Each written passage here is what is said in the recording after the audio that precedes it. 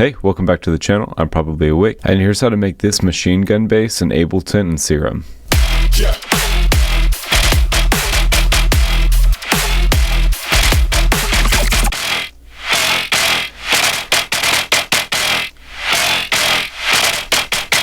So let's go ahead and start in Serum.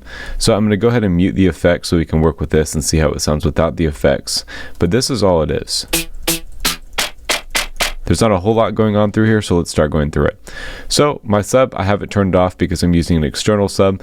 However, for my oscillator A, I'm using this Beast preset, and my oscillator 2, I'm using this Feedbacky preset. And basically, you're just looking for presets that have a lot of movement in them. This one had this kind of notch in the middle, so that's what I chose. But if you follow the filter and everything after, you can kind of use whatever preset you want and get a similar result. So for the oscillator A, I'm just using 2 unison with a little bit of detune. For oscillator B, I'm just using the bin minus plus for this feedback oscillator. No detune or anything on here, and I just messed around with the wavetable position to find a part that I like. For the filter, I'm using this peak filter. I'm adjusting the cutoff and the resonance here just to add a little bit more movement. And then for the noise, I'm using this SID noise. I'm adjusting the level, and then this is just going directly out, so it's not affected by any of the effects in Serum. For our LFO, we have this opening and closing the levels, and I have it adjusting the wavetable for the first oscillator, and then like previously mentioned, I'm having it adjust the cutoff and the resonance, again, just for movement. We have a macro here that's just adjusted to the LFO rate, just to speed it up a little bit during the parts where the notes are playing faster.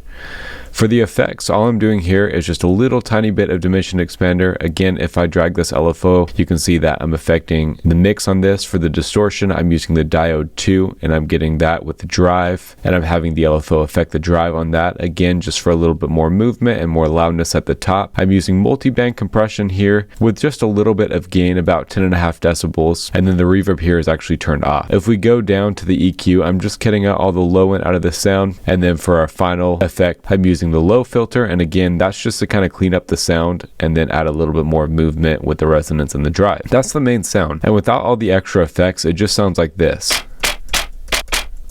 So it sounds pretty thin, and where the real volume and depth of the sound comes from is the effects afterwards.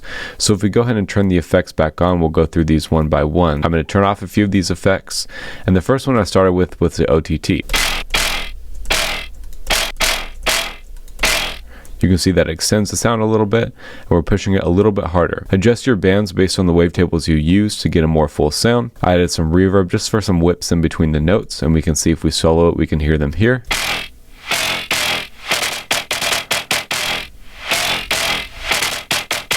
Just add a little bit of movement in between notes. We're adding some overdrive for some top end, and just a very small amount, 8%. And then to round it off, we're adding a saturator with the soft sign, 5 decibels of drive, and the soft clip on.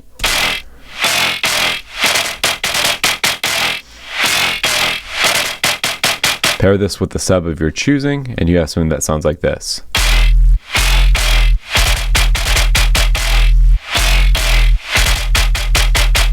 Again, experiment and play with wavetables that you like, and any distortion or multi-band compressors that you might like better than the stock ones in Ableton. Again, in context, this is what we have. Yeah.